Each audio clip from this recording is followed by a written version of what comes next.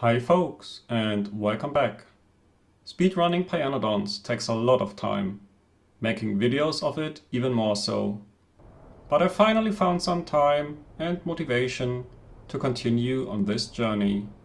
Please come along as I retrace my steps towards the next big milestone, complex circuit boards. The last episode ended with me trying to fix the shortage of rubber by scaling route production. I repurposed the main buildings, but I left behind a bit of a mess. So I just bite the bullet and clean it up. I'm starting to run low on wood. The expansion is quite easy because that block was planned from the beginning for that scale. In the long run, I need to automate drill heads that I was making in my mall. A single building at a random location should be enough. More copper is never a bad idea. Time to finally fill the empty space in my grid. Bringing in oxygen by train leaves enough space to process 2 belts of copper ore. But I also still have to make the oxygen. That's simple enough, just need some space. I now have access to a better recipe for sodium hydroxide. The slaked lime is a byproduct from making acetylene. The limestone goes into burners. The backup solution is to bring in coke, which results in a closed loop for the limestone. Fish production has trouble keeping up, so I double the block to its full size. I set up the first Yotoi plant.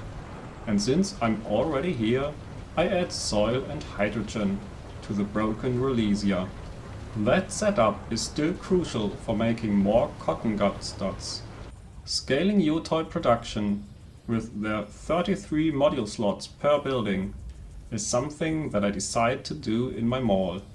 Automation science demands such a high volume of stone bricks that I need to act. I don't really have a lot of stone patches, but there are other ways. For example, by using sand and rich clay. The clay is hungry for steam. Luckily, the 150 degree steam is enough, so I can do some tricks with liquid nitrogen. I put nichrome and iron niobium alloy on the train network, plus 2 smelters for ferrochrome, which I haven't researched yet. This is just a temporary solution until I get access to better recipes, at which time they will be made in my central casting block. Everything is prepared. Sulfuric acid on the train network would be great. For that, I also scale up the acid gas a bit.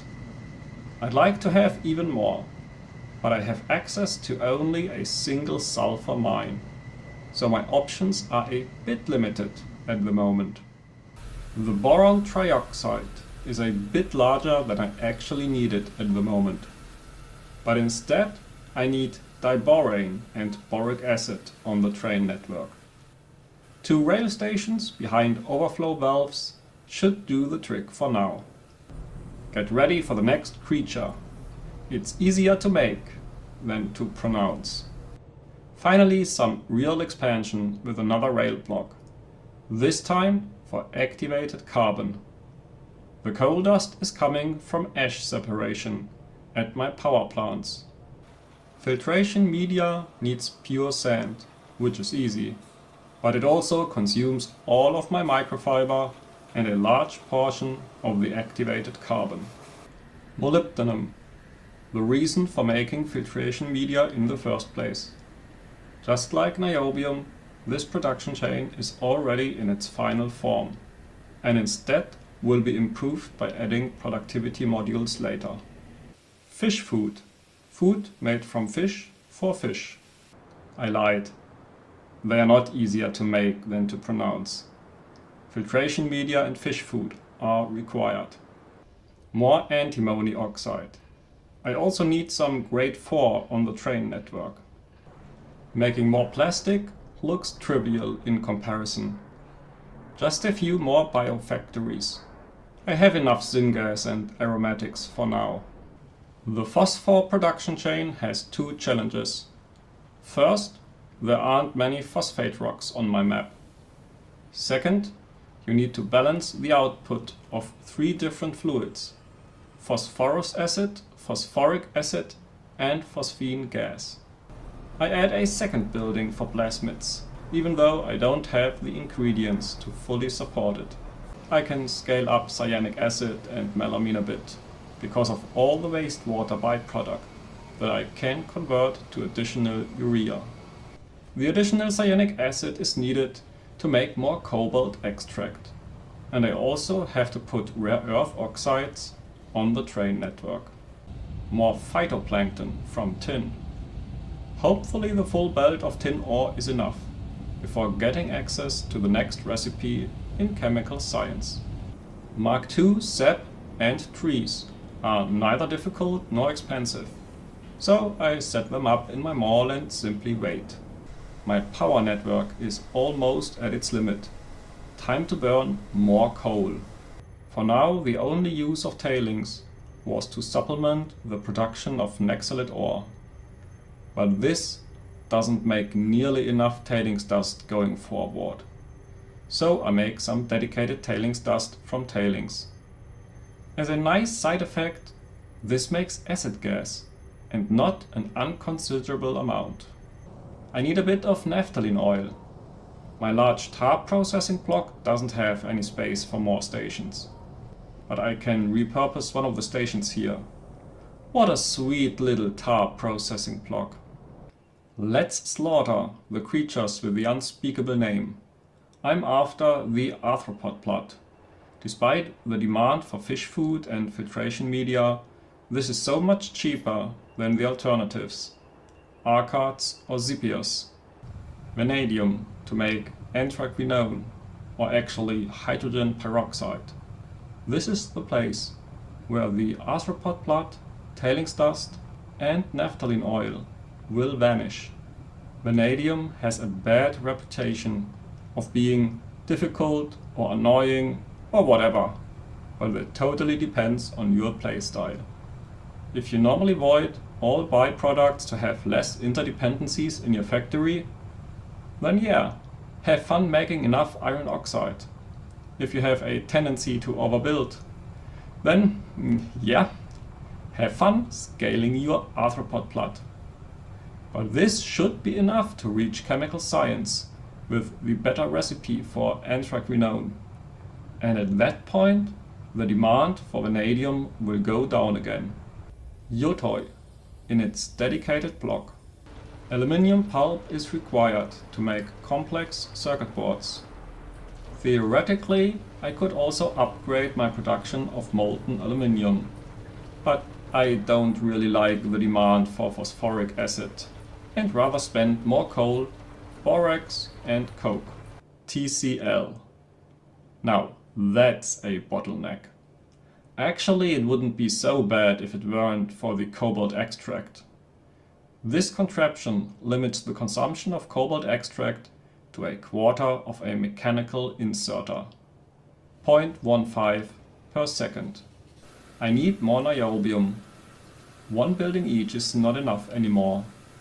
And I also need niobium complex on the train network. I will need more chromium soon. Ouch, that's a lot of moondrop buildings. I should really try to upgrade the moondrop modules. This setup is just temporary, so I simply built it next to the fertilizer production, the only required ingredient. There's a lot going on in this new block. It makes fiberboard, phenol and blood meal. Unfortunately, logs are running out again. And here is some nylon, using the blood meal and phenol, and some chromium. Before the lack of logs negatively impacts my factory, I just duplicate the wood block. At that point, all the buildings are rather cheap. I have depleted my stockpile of automation science, and without adjustments, it would be my bottleneck. It's easy to scale now, but I don't want to invest lots of time into it. So I simply reactivate the production in my mall and plan to bring a few stacks to the labs manually. Here I have plenty of condensates. It's just a single additional step to make some BTX. The BTX is immediately used to make benzene and nitrobenzene. I could also use tailings and cold water slurry, but the BTX is much more versatile, so I'd like to have it. The first trit is a bit annoying, needs 2 different kinds of DNA samples, so I better get started. Olefins and lubricant are made from oleochemicals and Nexolid. The oleochemicals are still coming from my mall. This will need more work, but I'm so happy that I didn't need to make lubricant from fish oil, ever. That's just so inefficient. I'm short on hydrogen chloride, so I tried to make more of it by tapping into another salt mine and using all of the remaining boric acid. I'm happy that this block is far away from the boric acid production site, so that other consumers should have priority. The annoying part about TCl is that it's not made in huge amounts, but it's needed in huge amounts for 2 different products, aramid fiber and Kevlar. Putting both of them into the same block makes it a bit easier to control priority. At least they both don't require lots of space. Aramid fiber will be the main consumer of molybdenum for now. It's finally time to scale up the sea sponges a bit. Now it looks more like a proper Pi alien life block. Another block, another product. Trits. Besides the sea sponges, they don't need anything special. Fast inserters are too expensive to spam them everywhere, but I finally decided to upgrade some high frequency train stations. More Sorgner bacteria and ammonia. I have stopped counting how many times I have tweaked this block by now. And it will be at least one more time, because I forgot an underground belt. Photophores are the main output from slaughtering trits. All the other products are overflow voided. Orgs have backed up. A few more slaughterhouses can fix that problem easily. Ranea. Just another alien plant to make. Building many rail blocks at once might be more efficient, but who knows? Maybe it would be better to have global Roboport coverage and let the bots build.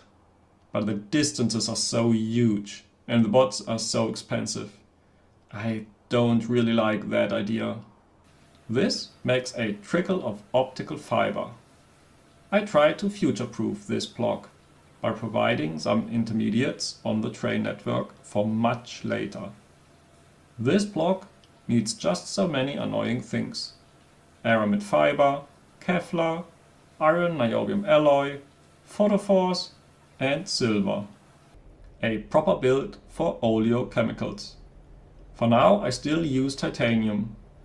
I will probably switch to nichrome when I get access to the better nichrome recipe. I'm mostly waiting on research to finish, so I build even more empty rail blocks and scale some random things, like these shafts. Having that much time allows me to clean up my previous mess. So far, rubber production still used anthracene oil from tar processing at my mall.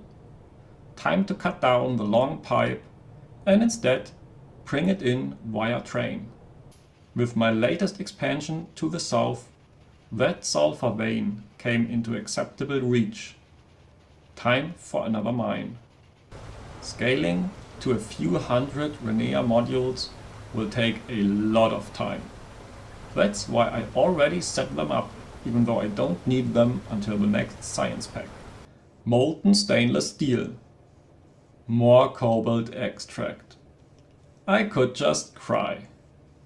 The phosphate rocks are stolen from the phosphor processing.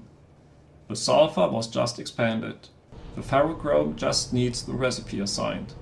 And all the other ingredients are not really an issue. The stainless steel itself is made in my big central casting block. Aramid fiber, let's cry again.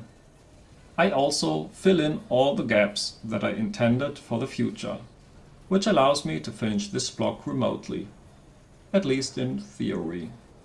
Slowly but surely, I'm approaching complex circuit boards. The technologies increase in cost, and research continues to be the main bottleneck. So I already built the block for silicon carbide and will set the recipes later. Zinc acetate, still a few researches away. Some fuel stations in the south, can't hurt. Dow froth, not researched yet.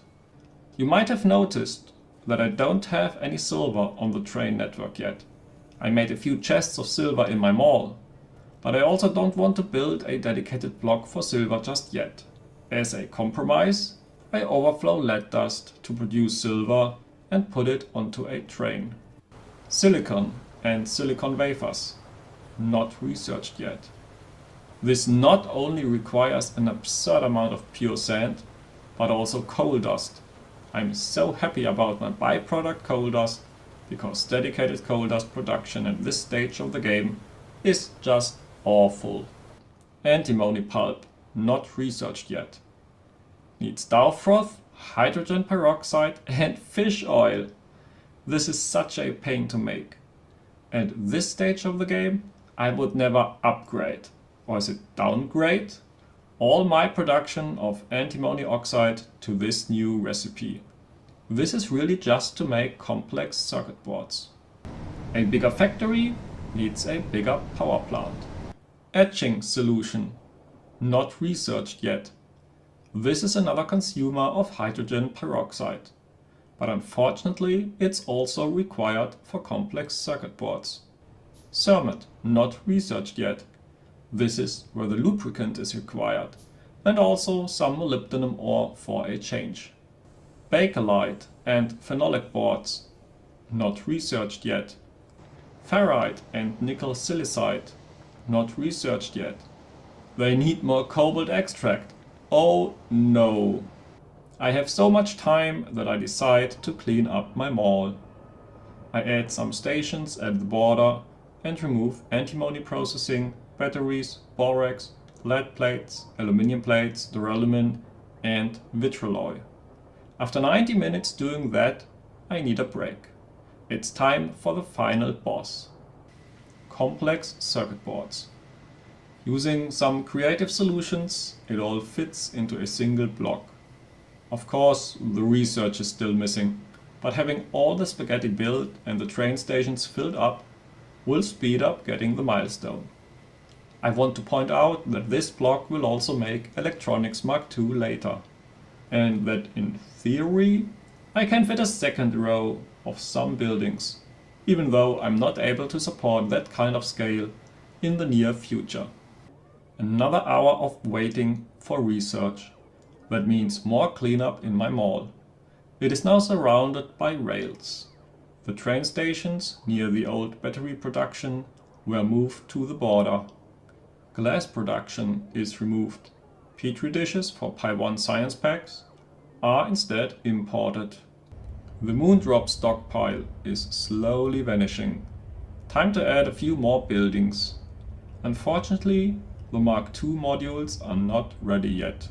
3.5 hours later, my mall is in an acceptable state. The last inner train stations are removed. A single tank full of oleochemicals is the only remainder of the past. The top border is almost fully occupied by train stations instead. Acetylene production is halved. The lead ore for silver is no longer belted in. The Cortex module production is removed, the explosives and cliff explosives as well. The previous build of small parts, belts, pipes, inserters and other common items is gone. Instead, there is now a proper bot mall. And I have added some production of iron oxalate antimony special alloy and intermetallics to support the initial high demand while all the buffers in the mall have to fill up. In the meantime, all the research for complex circuit boards has finished, and now it's waiting for ingredients. Most of them are already backed up. Silicon carbide, zinc acetate, Dow froth, antimony pulp, silicon and silicon wafers, etching solution, cermet, phenolic boards. Ferrite and nickel silicide are not backed up yet, but soon I will have my first complex circuit board. By the way, the main bottleneck is cyanic acid for cobalt extract, at least until I can make cyanic acid from meat. I quickly add another train station for iron plates. Some issues with my maul had to be fixed, but now it's in a usable state. The rightmost station is reserved for my personal train. Here I can refill canisters for my personal rubber ports and empty my inventory into storage chests. Requester chests will slowly fill up with buildings I need for the future, because the production buildings in my mall are heavily limited and can't immediately supply the spike demands for building.